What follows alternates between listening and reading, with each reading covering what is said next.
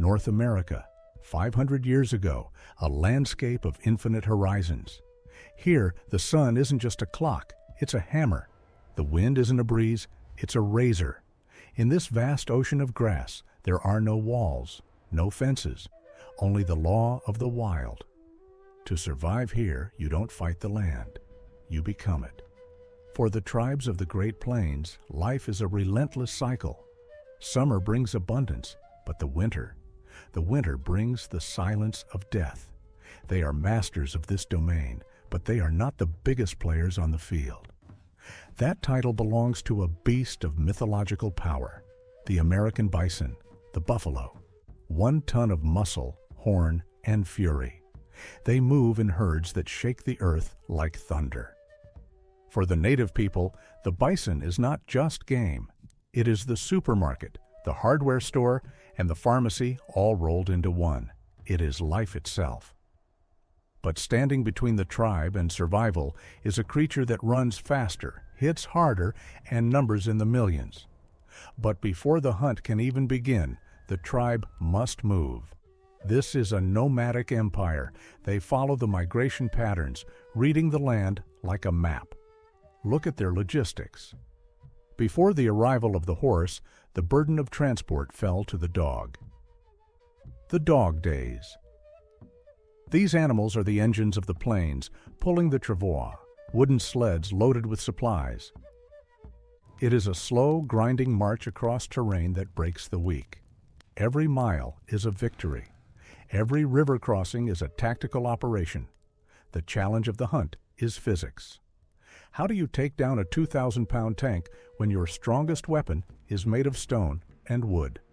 The answer isn't brute force, it's brilliance, it's engineering. Before a single arrow flies, the war is fought in the mind. Consider the weaponry.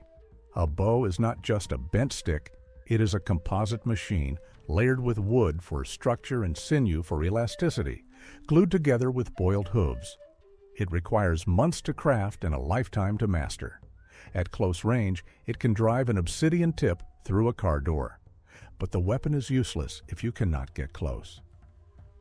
Preparation is spiritual and tactical. This isn't a sport.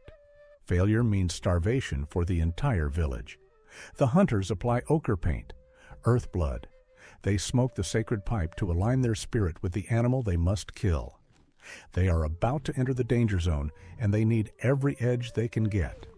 To become a hunter here requires the training of an Olympic athlete. They start as children, learning to run until their lungs burn, learning to sit so still a bird might land on their shoulder. They must master the silent language. On the open plains, sound travels for miles. A shout would betray them. So, they developed a sophisticated sign language, a code of hand gestures that allows complex military coordination without whispering a single word. The scouts have returned. The herd is spotted, but they are miles away in open terrain. A direct approach is impossible. The bison will stampede and scatter. The tribe needs a bottleneck. They need a trap. This is where human ingenuity meets apex predator psychology. The hunters don disguises, wolfskins. Bison are used to wolves. They know a wolf pack will only attack the sick or the stragglers. They don't panic at the sight of a wolf. They watch. The disguised hunters crawl into position. It's a high-stakes game of red light, green light. One wrong move, one scent of human sweat carried by the wind, and the herd explodes. The goal isn't to kill them here. The goal is to move them, to guide a river of living muscle toward a destination they cannot see. Now, the trap is sprung. The buffalo runners, the elite sprinters of the tribe, break cover. They aren't chasing the herd, they are steering it. Using fear, using noise, they become the sheepdogs of hell. The stampede begins. The ground liquefies under 20,000 hooves. The noise is deafening, a jet engine made of bone and hide. The runners are sprinting alongside the beasts, facing the risk of being crushed instantly. They funnel the panic into drive lanes, long lines of piled stones and brush that narrow the path, creating an illusion of a corridor. Speed is the weapon. The bison are blinded by their own dust, driven by pure instinct. They cannot see what lies ahead. The horizon drops away. The pishkun, the buffalo jump. Gravity does the heavy lifting. In seconds, the work of months is accomplished. It is brutal. It is violent. But in the context of survival, it is the ultimate efficiency. A single hour of chaos ensures the tribe will eat for a year. This is the harvest of the plains. As the dust settles, the adrenaline fades. The warriors have done their part. Now the real work begins. The kill is massive, but the clock is ticking.